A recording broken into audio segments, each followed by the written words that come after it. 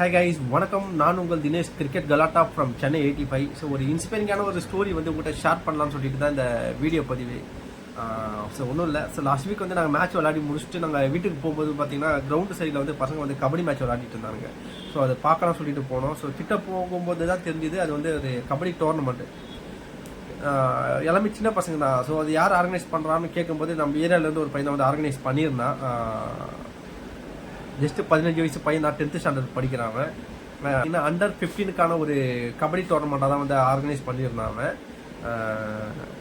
டோட்டலாக வந்து பார்த்தீங்கன்னா ஒரு 12+ டீம் கிட்ட வந்துருந்தாங்க. அதுவும் இல்லாத இந்த மேட்சோட என்ட்ரி ஃபீஸ் வந்து பார்த்தீங்கன்னா 350 350 ருபீஸ் வந்து சார்ஜ் பண்ணியிருந்தான். இதுக்கு வந்து பார்த்தீங்கன்னா வின்னர் அண்ட் ரன்னருக்கான வந்து ப்ரைஸ் மணி எதுவுமே கிடையாது. ஜஸ்ட்டு வின்னர் ரன்னருக்கு வந்து ட்ராஃபி மட்டும் தான், வின்னருக்கான ட்ராஃபி ரன்னருக்கான ட்ராஃபி மட்டும் தான் அதை கொடுக்குறாங்க. ஸோ இந்த டோர்னமெண்ட்டோட பியூட்டியே என்னென்னு வந்து பார்த்தீங்கன்னா இந்த 12+ டீம் தான். இந்த டீம்லாம் எங்கேருந்து வந்திருந்தாங்கன்னு கேட்டிங்கன்னா ரொம்பவே ஷாக்கிங்காக இருக்கும்.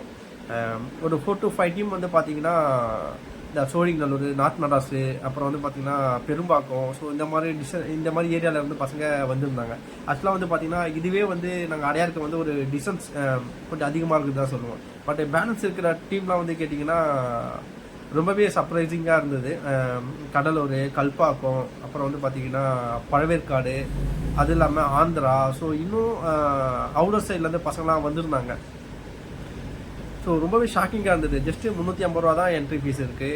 இதுக்கு வந்து பார்த்திங்கன்னா ப்ரைஸ் மணி எதுவுமே கிடையாது. வின்னர் ரன்னருக்கான ஒரு ட்ராஃபி மட்டும்தான் கொடுக்குறாங்க. பட் இவங்க ட்ராவல் பண்ணுற செலவே வந்து பார்த்திங்கன்னா ஒரு 3 மடங்கு அதிகமாக இருக்கும்.